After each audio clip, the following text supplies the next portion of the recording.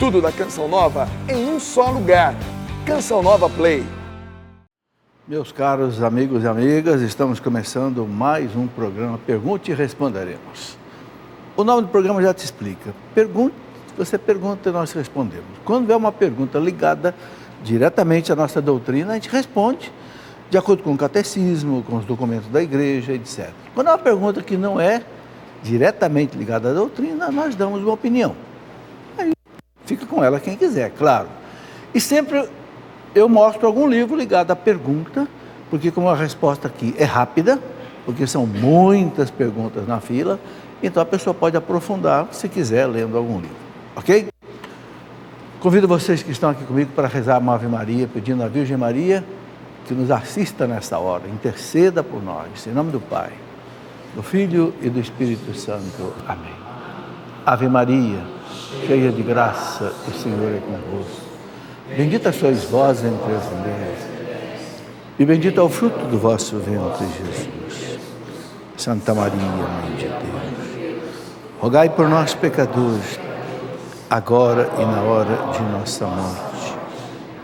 Glória ao Pai, ao Filho e ao Espírito Santo. São José, rogai. Em nome do Pai, do Filho e do Espírito Santo. Amém. Muito bem, bem-vindo a vocês que estão aqui, bem-vindo a você também de casa. Vocês que estão aqui, temos aqui amigos de Piracicaba, São Paulo. Quem é? Pode levantar a mão aí, sejam bem-vindos. Cuiabá, Mato Grosso, Passos, Minas Gerais, Caçapava, São Paulo. E temos um casal, Lázaro e Inês, fazendo 50 anos de casado. São vocês dois, que beleza. Dá para aguentar 50 anos um ao outro? Que coisa. Está vendo? Tem gente que não dá para ficar casado 10 anos, 5 anos, 20 anos, 50 anos de casado. Que beleza. Deus os abençoe. Ainda vem aqui na Canção Nova ainda, para, né, comemorar. Está vendo, gente? Dá para viver casado. Agora precisa ter a graça de Deus, né? Se a graça de Deus não vai. É o segredo, não é? É o segredo. Eu consegui viver 40. A mulher se foi aos 40, mas é isso mesmo. Sem a graça de Deus não vai. Muito bem, eu quero mostrar aqui um livro bonito. Olha aqui. 50 dias no cenáculo com Maria. Onde é que eu mostro aqui? 50 dias no cenáculo com Maria. É do padre Luiz Erlim, né? Ele convida a gente a fazer uma experiência de fé com Nossa Senhora. 50 dias você lendo, né, uma passagem bonita da vida de Nossa Senhora, meditando. É muito importante meditar, né? Nossa Senhora, ela falou tão pouco na Bíblia, mas o pouco que Nossa Senhora falou na Bíblia dá um evangelho, né? Nas bodas de Caná, fazei tudo o que ele disser, né? Ali, quando encontrou o menino Jesus no templo, né? Então, o padre Luiz faz aqui uma reflexão muito bonita. Você pode adquirir aí pelos telefones da Canção Nova, o 12 31 86 2600. Está aqui. Muito bem, vamos aqui às perguntas que já chegaram. Então, vocês sabem, eu dou uma resposta rápida, porque é muita pergunta. Olha, gente, 3 folhas aqui de perguntas hoje, né? Sabe, é repleto. Então, eu tenho que andar rápido, porque tem muita pergunta. Muito bem. Primeira pergunta, uma pessoa que pede para não ser identificada, não tem problema. Sou católica, assim como toda a minha família, mas não entendo porque Deus, enviando o Espírito Santo sobre Maria e os apóstolos, deu a eles uma outra forma de falar, né? A oração em línguas, daquele dia de Pentecostes, né? Qual é o sentido dos apóstolos falar em outras línguas e todo mundo entender? Porque no dia de Pentecostes, estava em Jerusalém gente de muitos lugares. Por quê? Porque os judeus se espalharam pelo mundo. Quando tinha uma festa importante em Jerusalém, Páscoa, Pentecostes, Tabernáculos, Yom Kippur, os judeus vinham do mundo inteiro, especialmente aquela região ali da Ásia, né? Da Capadócia, do Ponto, da Frígia, vinham para Jerusalém. E vinha gente que falava línguas diversas, né? Então os apóstolos, aquele discurso de Pedro, quando desceu o Espírito Santo, eles glorificavam a Deus, cada um numa língua que o povo de diversas nações entendia. Qual é o sentido profundo que a igreja viu aí? O contrário da Torre de Babel. Na Torre de Babel, né, eles falavam todos uma língua só, mas como eles queriam chegar ao céu sem Deus, construir o próprio céu, aquela torre, aqueles zigurates, né? Porque eles acreditavam que os deuses moravam nas montanhas. Então, vamos construir uma montanha e nós seremos Deus. Aí Deus me confundiu a língua deles, e cada um começou a falar uma língua diferente. Pentecostes foi o contrário. Pentecostes, as pessoas falavam em línguas diferentes e todos entenderam uma mesma língua. Entende? Então a igreja vem em Pentecostes, sentido contrário da Torre de Babel. Esse é o sentido desse tipo de orações diferentes, em línguas diferentes, né, que aconteceu ali em Pentecostes. Muito bem. E São Paulo fala da oração em línguas com muito detalhe no capítulo 14 da primeira carta aos Coríntios, né? Ali dá para entender bem. Maiara de Ibirité, Minas Gerais, gostaria de saber por que as pessoas que são evangélicas não aceitam Nossa Senhora, implicam com as imagens de santos, batizam de novo porque falam que o seu batismo de pequeno não é válido. Maiara, isso tudo acontece por causa da Reforma Protestante. Até 1517, né, o mundo europeu inteiro, católico, falava a mesma coisa. Com a Reforma Protestante de Lutero, o que aconteceu? Aí houve essas diferenças todas, né? Lutero amava Nossa Senhora, cantava o Magnífica todo dia. Não foi Lutero que criou essa certa aversão nossa, não foi depois. Outros reformadores que vieram depois de Lutero, não foi.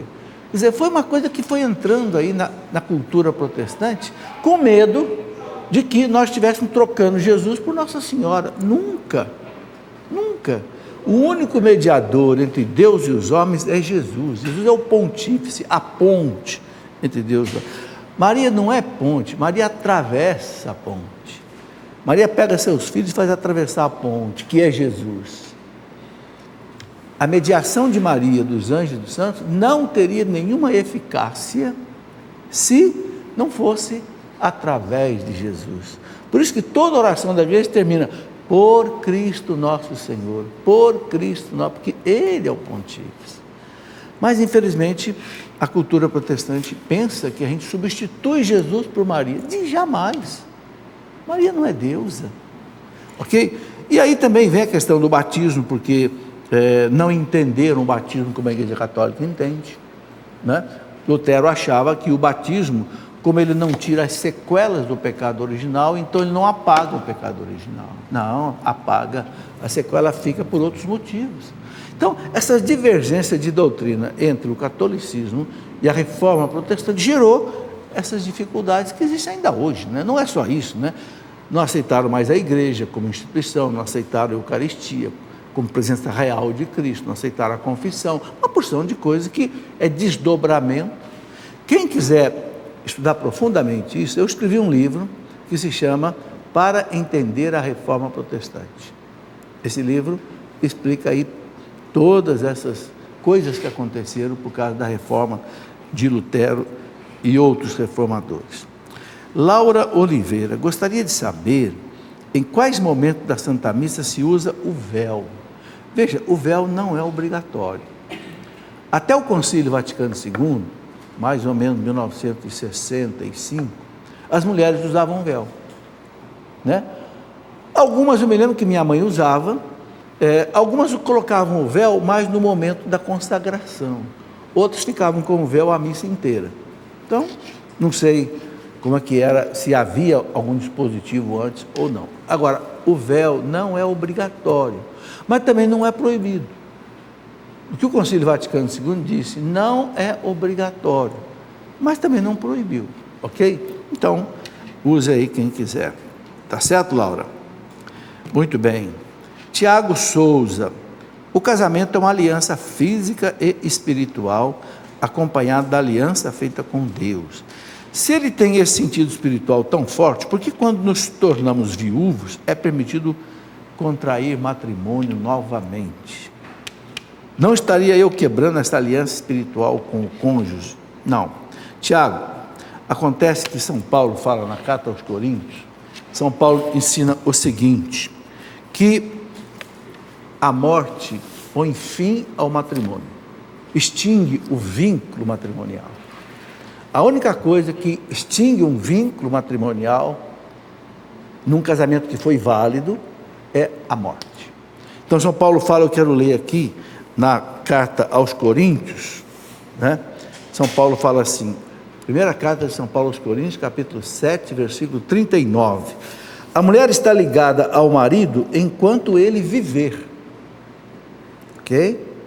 Mas se morrer o marido, ela fica livre e poderá casar-se com quem quiser, conquanto que seja no Senhor. No Senhor quer dizer, recebendo o sacramento do matrimônio. Não é só se juntar com o outro, não. É casar na igreja, ok? Então, é isso que a igreja segue, né? A morte encerra o vínculo matrimonial. Aí, quem ficou viúvo pode casar, não tem problema, desde que case direitinho na igreja, ok? É a doutrina católica. Muito bem.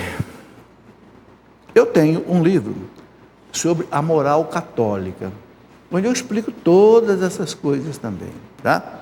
Esses livros que eu escrevo é exatamente por causa dessa inundação de perguntas. Por que eu escrevo um livro? Quando eu percebo que uma pergunta é muito repetida, eu digo, o povo está precisando de um esclarecimento sobre isso, então escreva algum livro. Vocês estão vendo aqui, por exemplo, ó, uma coleção de livrinhos sobre tudo que é tipo de assunto. Por quê? São perguntas que o povo faz e que agora eu estou tentando responder em livrinhos. Por exemplo, você sabe o que é ideologia de gênero? Né? Você sabe o que foi a Inquisição? Né? Tanta gente aí fala tanta bobagem sobre a Inquisição, não sabe o que foi. Né? Porque os católicos veneram imagens. Então, essas perguntas todas eu vou transformando assim, eu chamei de coleção Formação Católica, né? Para que a gente tenha a resposta da igreja para essas perguntas todas. Não só a resposta, mas as explicações necessárias, né? A Ilma Menezes, a Ilma pergunta o seguinte: no caso de um estupro, como fica perante a igreja a mulher que toma a pílula do dia seguinte? A pílula do dia seguinte é para abortar a criança. É pecado grave. Ah, mas é um estupro, ela não queria, aquela criança foi violentada, tá certo. É uma violência, é um crime que foi cometido contra ela. Mas um mal não justifica você fazer outro. Um erro não justifica você fazer. Não é porque a mulher foi estuprada que agora ela vai matar a criança. Não. Se puder, prenda o estuprador. Quem tem que ser punido é o criminoso e não a criança que é inocente. Então, é difícil mesmo uma mulher ser estuprada, ficar grávida e ela criar esse filho.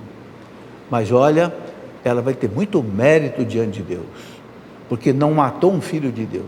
É um filho de Deus. Não importa se, entendeu? É duro isso, mas olha, eu escrevi um livro, está aqui, Aborto Nunca. Nesse livro aqui, eu conto a história de umas 6 mulheres que foram estupradas, ficaram grávidas, criaram seus filhos e amam os seus filhos. Histórias reais. Eu coloco aqui um capítulo nesse livro que eu conto essas histórias. Inclusive, uma freira, lá na Sérvia, os soldados invadiram um mosteiro de irmãs, estupraram as irmãs, uma das irmãzinhas ficou grávida, irmã Lucy, e aqui eu conto o caso da irmã Lucy.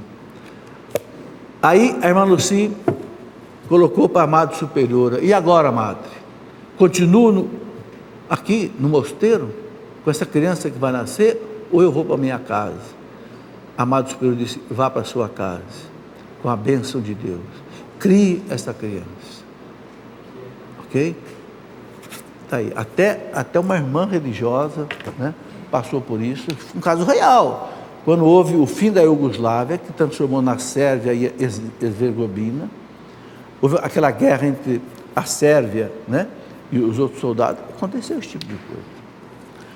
Veja, a irmã deixou a carreira dela de consagrada para cuidar dessa criança, que não era da vontade dela, mas é um filho de Deus. Isso é muito sério, gente. Então, Não tem esse negócio de usar a pílula do dia seguinte. E a pílula do dia seguinte, saibam, é abortiva. Sabe? A pílula do dia seguinte é uma pílula que contém uma dose hormonal, cerca de 15 vezes a dose hormonal de uma pílula comum. Por quê? Que é para abortar a criança. Porque ela não deixa o embriãozinho colar na parede do útero da mãe, a chamada nidação. E aí o que acontece? O embriãozinho solta dali e ele é abortado. É um microaborto, porque o embrião é quase que invisível, mas é uma vida, porque ali já existe uma alma humana. Uma coisa que nós temos que entender é isso, gente, a partir do momento da concepção, a primeira célula do ser humano, que é a união, né, do espermatozoide com o óvulo, a primeira célula já é um ser humano, porque ali Deus coloca uma alma nova, que Ele cria naquele momento. Por isso que não pode abortar, não pode criar, tomar a pílula no dia seguinte. E olha, vende em qualquer farmácia, viu? Nós somos um país católico, mas que temos muitas leis que não são católicas. Muito bem. Alisson Souza, por que no missal não tem as orações próprias para o padroeiro dos coroinhas, São Tarcísio? Olha, isso acontece o seguinte, nós temos muitos santos, graças a Deus. São mais de 20 mil santos que a igreja canonizou. E no ano só tem 365 dias, então não dá para a igreja colocar todos os santos aí dentro. Então, alguns santos ficam de fora, entendeu? Mas não é que a igreja queira deixar de fora, porque não cabe, né, na liturgia de cada dia. Então a igreja comemora o dia dele, mas não coloca no missal uma missa especial para ele, como acontece com outros santos, com João Batista, São José, aí tem uma liturgia especial para ele. Não é má vontade da igreja, é porque não cabe no missal. Gostaria de saber, Michele Lourieri, gostaria de saber se o batizado feito na Igreja Católica Apostólica Brasileira é válido. Quem é a Igreja Católica Apostólica Brasileira? Uma igreja que não é católica, ela mantém o nome de católica, mas não tem nada a ver com a nossa Igreja Católica. Ela foi fundada por um ex-bispo católico, chamado Bispo de Maura, aqui de uma cidade de São Paulo, se não me engano, Botucatu, que em 1940 e pouco rompeu com o Papa e criou a Igreja Católica Apostólica Brasileira. O batismo ali é válido?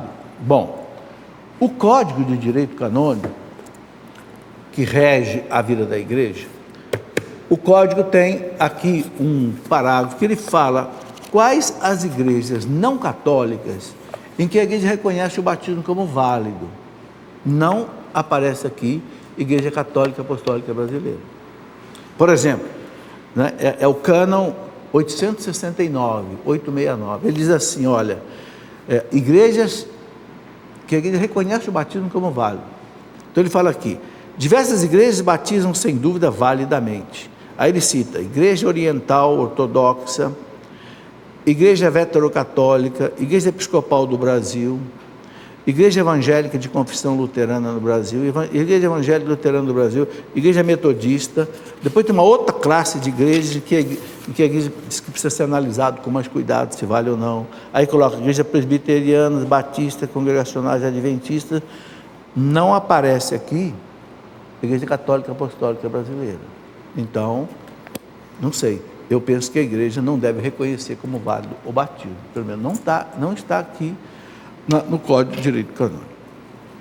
Luiz Carlos Damásio, quem foi Melquisedeque? Sempre citado na Bíblia, ele realmente existiu. Olha, Melquisedeque é uma figura impressionante. Ele apareceu a Abraão, né? Quando Deus chamou Abraão lá da Babilônia para a Terra Santa, Abraão teve um conflito com uma tribo lá e ele venceu o combate. Aí apareceu Melquisedeque, do nada, sem genealogia, aparece simplesmente como rei de Salém, de onde vem Jerusalém. A igreja viu em Melquisedeque a figura de Cristo, não é figura de Cristo, uma prefiguração de Cristo. Por quê? Porque Abraão paga o dízimo a Melquisedeque, e ele não tem uma origem humana. Então a igreja vê aí uma imagem do Cristo que não teve um pai humano, o próprio pai é o Pai do céu e gerado pelo Espírito Santo. Então, Melquisedeque é assim uma prefiguração do próprio Cristo, que haveria de um dia chegar ao povo judeu e que viveria e morreria em Jerusalém. Aquilo que Jesus disse: nenhum profeta é morto fora de Jerusalém, né? Então, esses significados todos, a igreja viu aí o simbolismo exatamente de Cristo atrás do Melquisedeque. Marta Martins: o que devo fazer com os ramos que trago da missa no domingo de Ramos? Ô Marta, primeiro você guarda esses ramos em casa, são ramos bentos, é um objeto bento. Se você não quer mais, ele secou muito, estragou, então faz o seguinte: queime, né? Mas não jogue no lixo não, porque é um objeto que foi bento. Então queime ou guarde, ok? É o que você deve fazer. Laudelina Tamburi: uma amiga disse que o purgatório não tem fundamento bíblico. Quero mostrar para ela que sim. Não sei bem ao certo como. Você poderia me ajudar? Posso, sim. Ô Laudelina, eu escrevi um livro sobre o purgatório. Está vendo por que eu escrevo? Porque as perguntas caem toda hora. O purgatório, o que a igreja ensina. Não é o que o professor Felipe ensina, não. É o que a igreja ensina, o subtítulo. E aqui tem um capítulo em que eu mostro o purgatório na Bíblia. Eu cito pelo menos 6 citações da Bíblia que falam do purgatório. Está aqui, ó. Vou mostrar aqui, dar um close aqui para ver. Claro que a palavra purgatório não aparece na Bíblia. A palavra purgatório foi a teologia católica que criou, porque o purgatório é a purificação da alma. Purificar é purgar, né? Purgar quer dizer, quando você tem um tumor que está vazando, desculpa a expressão, você está tendo uma purgação, está limpando, entendeu?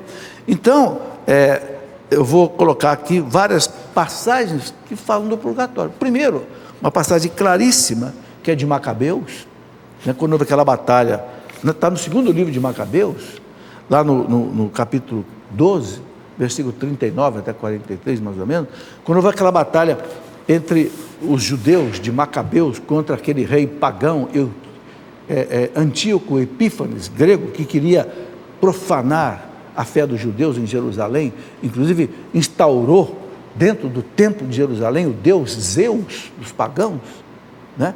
Que Daniel chamou de abominação, né? Da profanação da abominação. Então houve uma batalha dos combatentes de Judas Macabeus contra os combatentes de Antíoco Epífanes.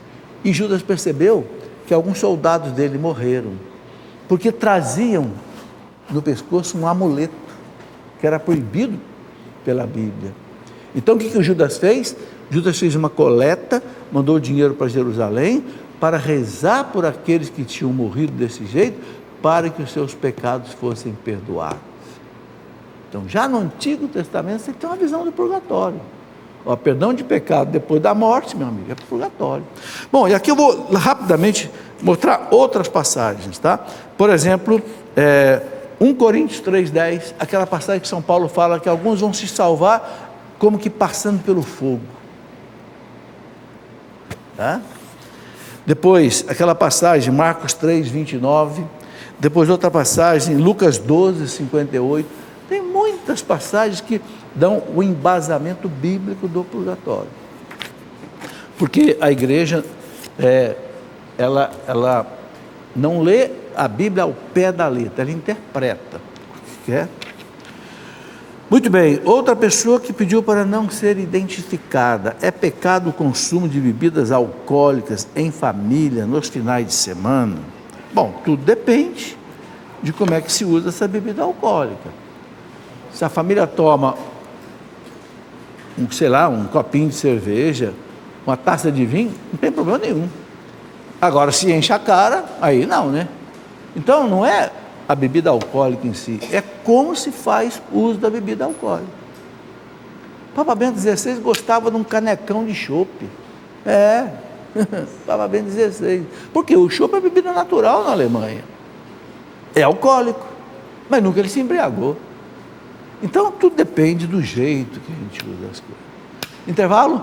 Vamos fazer o nosso intervalo e depois a gente vai responder as perguntas que chegaram por e-mail.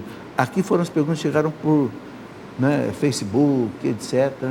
Depois vai chegar por e-mail. Aguarde aí que a gente volta rápido. Beleza, já estamos voltando aí com o nosso programa. Perguntas que responderemos. Vocês viram aí a rapidez do intervalo. Por quê? Porque não tem propaganda. E quem é que mantém, então, uma televisão no ar 24 horas, rádio 24 horas, internet 24 horas, casas de missão no mundo inteiro? Gente, a Canção Nova tem mais de 1.000 consagrados e tem quase 2.000 funcionários. Quem paga essa conta? Você. Você, do seu bolsinho. A providência divina. Deus vai lá no bolso de cada um e puxa, olha, não é o terço não, puxa um pouco de dinheiro. E chama-se a providência divina agindo através das causas segundas. Por que Deus vai no seu bolso? Para que você tenha mérito diante dele, para que ele te abençoe. Deus podia descer do céu, o Padre Jonas, está aqui o cheque, 25 milhões de reais, para você pagar a conta desse mês. Mas aí, não tem graça. Deus quer que você ajude, porque aí Deus vai ficar te devendo. Você vai ter mérito diante de Deus. Entenderam? É assim que Deus age. É um milagre. Eu acompanho o Padre Jonas há 48 anos. Porque eu conheci o Padre Jonas com 20 anos de idade. 49 anos. Ok? Eu lembro que esse homem comprou a primeira máquina de escrever. Não tinha mais nada. Hoje é uma canção nova. Que beleza, é para salvar almas. Então a gente pede que você ajude. Inclusive, esse mês a Canção Nova está fazendo uma campanha, porque você sabe a dificuldade que é para chegar no dinheiro que precisa, do projeto Dá-me Almas. Então esse mês tem uma campanha, uma ação. Eu e a minha casa serviremos ao Senhor. Não é uma campanha, é uma ação. Eu e a minha casa serviremos. O que é essa ação? Se você, além da sua contribuição normal, você der 20 reais para a Canção Nova, você ganha esse livrinho do Márcio Mendes, Deveis pedir com fé. É um livro de orações. O Márcio é muito capacitado, Mas sabe, não olhe o valor do preço do livro, olhe que você está ajudando a salvar almas. Ok? São Paulo diz, Deus ama aquele que dá com alegria. Vale 20 reais ou não vale 20? Não interessa. Deus ama aquele que dá com alegria. Isso é bonito. Outra coisa que eu quero dizer é que hoje é o último dia para quem quer fazer a inscrição no vestibular da Faculdade Canção Nova. A faculdade tem 5 cursos, não é isso? Teologia, filosofia, rádio e TV, administração e jornalismo. Olha gente, é uma faculdade católica. Aqui não tem esse negócio de faculdade católica que fala de aborto, de ideologia de gênero. Não, aqui é faculdade católica. Ok? Aqui você não vai entrar religioso e sair ateu, não.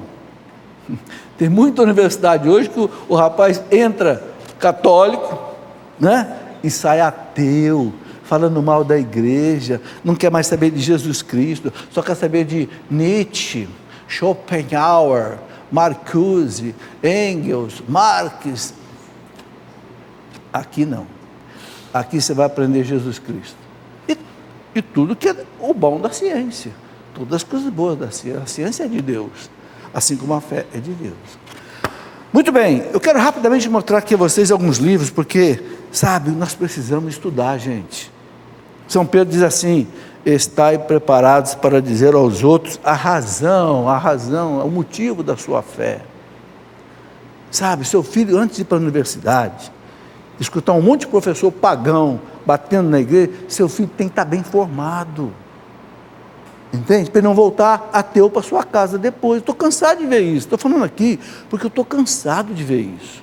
Cansado de pai e mãe que me escreve, professor, meu filho era de igreja, ia até em grupo de oração, rezava o terço em casa, foi para a faculdade, voltou pagão, voltou ateu.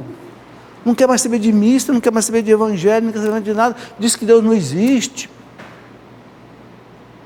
Sabe, falta formação. O profeta Oséias fala assim, Oséias 4:6, o meu povo perece por falta de doutrina. O meu povo perece por falta de formação. Lá no Antigo Testamento. Então vamos estudar um pouco. Descerá sobre vós o Espírito Santo. Esse livro aqui eu escrevi depois de participar 40 anos da renovação carismática. Então o que são os dons do Espírito Santo? O que são os frutos do Espírito Santo? O que é ser batizado no Espírito Santo? O que é dom de língua? O que é profecia?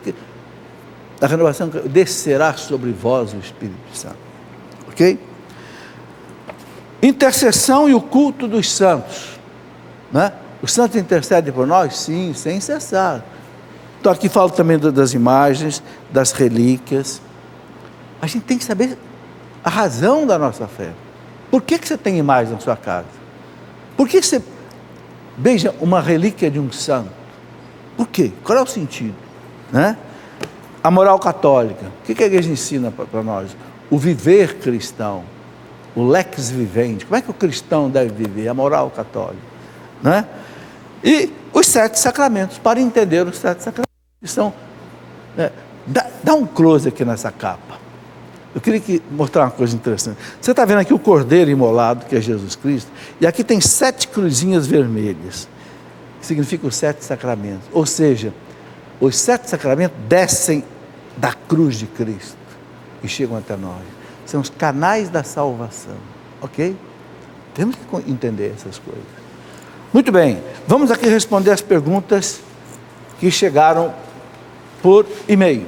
Mariano, de Ponta Grossa, no Paraná. Eu queria saber qual o sentido da celebração da palavra nas capelas, na cidade.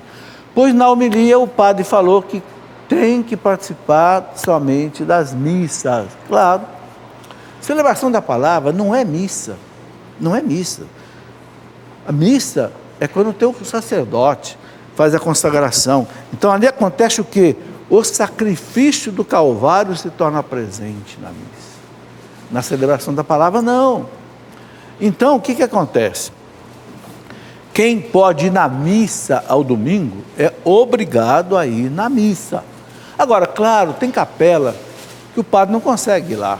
Então, aí faz a celebração da palavra, que é importante, porque lê as leituras, a homilia, né? O diácono ou o ministro pode fazer uma pregação, ok?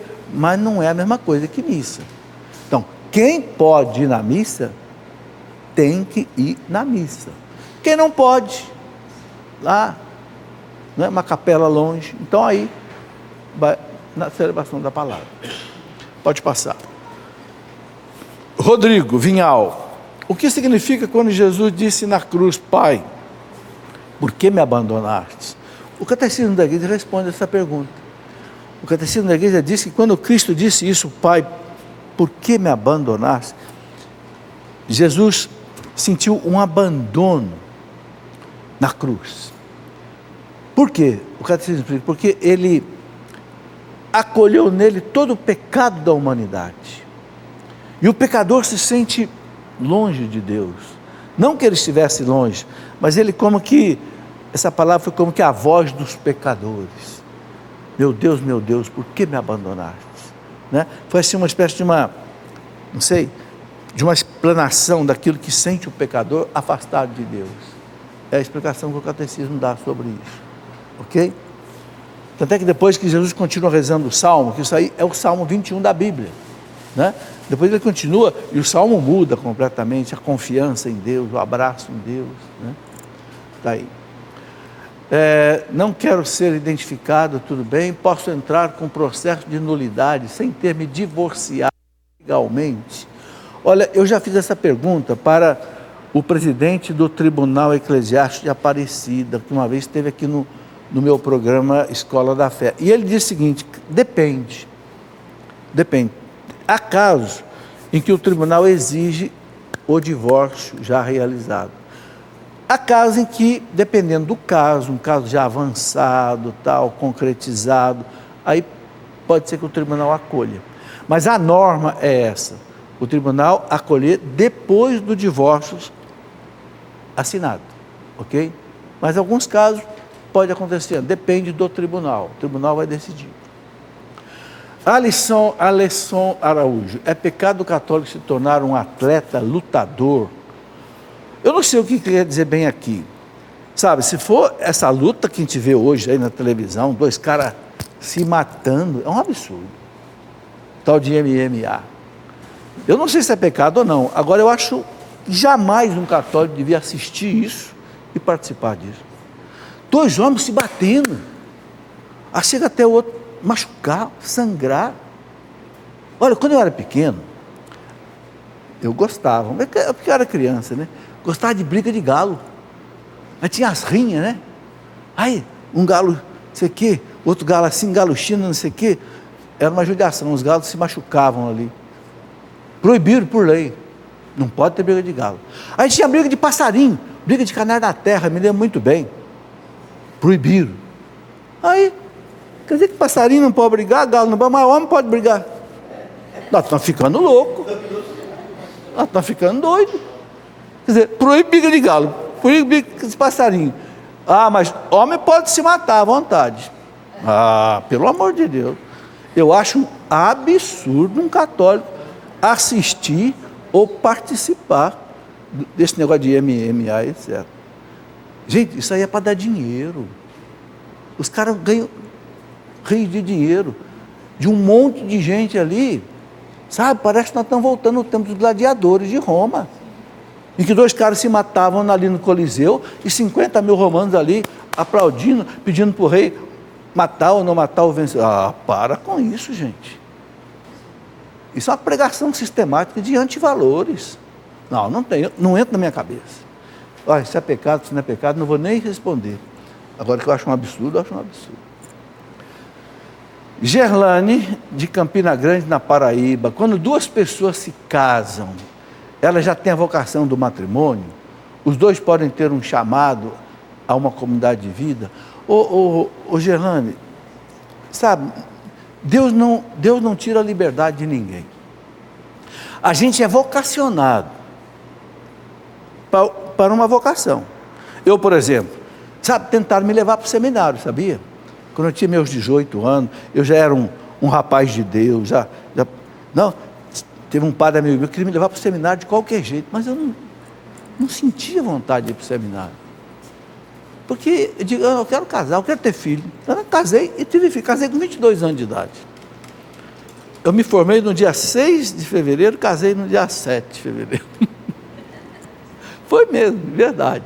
Porque eu tinha passado no concurso da Escola Federal de Engenharia de Itajubá, então eu tinha vocação para casar. Tanto é que tive 5 filhos. Então, sabe, a gente tem que descobrir a vocação, o coração da gente fala para a gente. Você gosta disso ou não gosta disso? Não adianta forçar o coração, sabe? Então, deixa Deus te guiar, deixa Deus te levar. Reza, pede a Deus que te oriente. Então, não existe cartas marcadas por Deus na nossa vida. Não, Deus nos fez para uma vocação.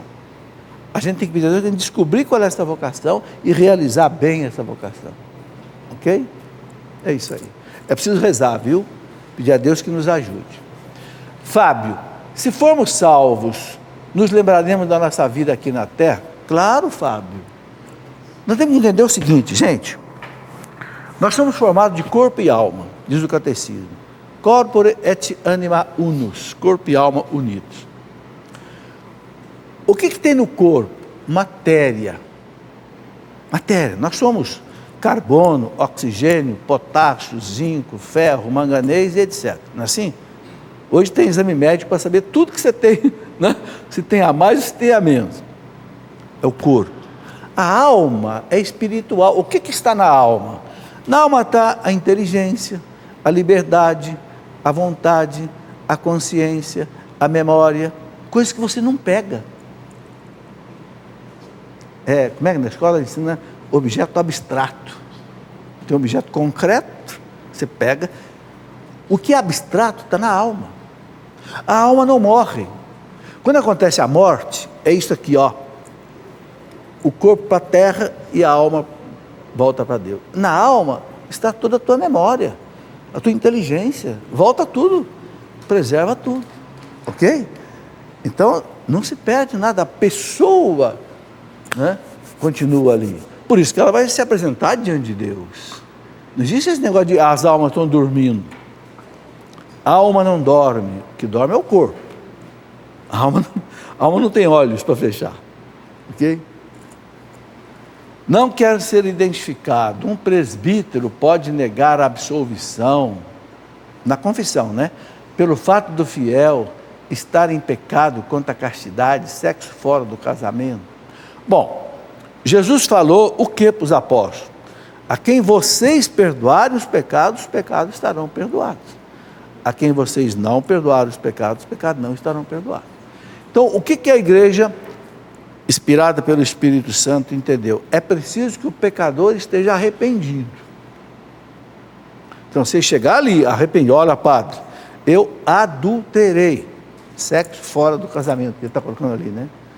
Mas eu estou arrependido, não quero mais, acabou. Agora, se a pessoa não se arrepende, o padre pode não dar absolvição.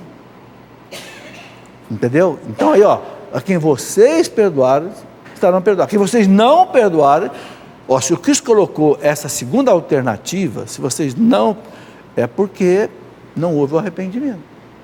Entendeu? Então aí tem que ver se houve ou não um arrependimento sincero por parte do pecador. O que mais? Mariana Alvarenga. Pode acontecer de Deus chamar ao sacerdócio ou à vida religiosa uma pessoa de outra religião que não seja católica? Pode. A pessoa pode se converter, pode entrar na comunidade. Para Deus nada é impossível. Não, pode, tranquilamente. Olha, gente, para Deus não existe beco sem saída. Né? Para Deus nada é impossível. Pode acontecer sim. O que mais? Elizabeth Ferraz de Vasconcelos. Como surgiu e quem escreveu o ofício da Imaculada Conceição? Ah, que beleza. Eu quero até mostrar um livrinho aqui, pedir para pegar aqui, para entender o ofício da Imaculada. Gente, isso aqui é uma coisa maravilhosa. Né? Especialmente o pessoal do Nordeste, mais do que nós aqui do Sul, conhece muito esse ofício. Por quê? Porque Frei Damião, aquele frei famoso que morreu lá no Nordeste, né, com fama de santidade, Frei Damião trouxe da Itália e espalhou no Nordeste o ofício da Imaculada. É uma beleza. Eu escrevi esse livrinho aqui para entender o ofício. Por quê? Porque muita gente reza o ofício, mas não entende. O que é o ofício?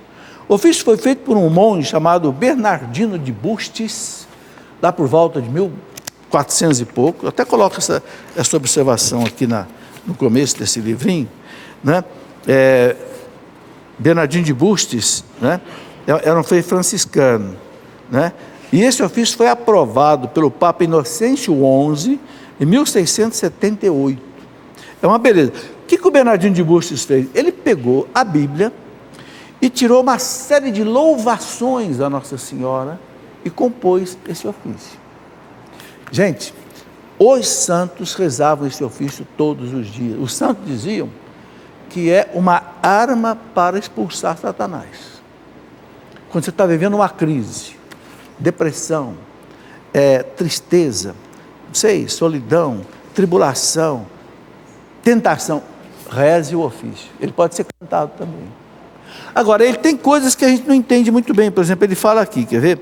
Ele chama Nossa Senhora de trono do grão Salomão, arca de concerto, velo de Gedeão, íris do céu clara, sarça da visão, favo de Sansão, florescente vara. Tudo coisas que tirou da Bíblia e ele aplica a Nossa Senhora como louvação. Aqui eu explico cada passagem dessa. Da onde que ele tirou da Bíblia, o que escreveu, por que ele se aplica a Nossa Senhora. Aí você pode rezar o ofício. Eu rezo o ofício todo dia. Posso estar morrendo de sono. Fico caminhando em casa, enquanto eu não acabo de rezar o ofício, eu não durmo. Por quê? Porque eu vivi isso. Quando a minha esposa teve 6 anos de câncer. E nos últimos anos foi dificílimo.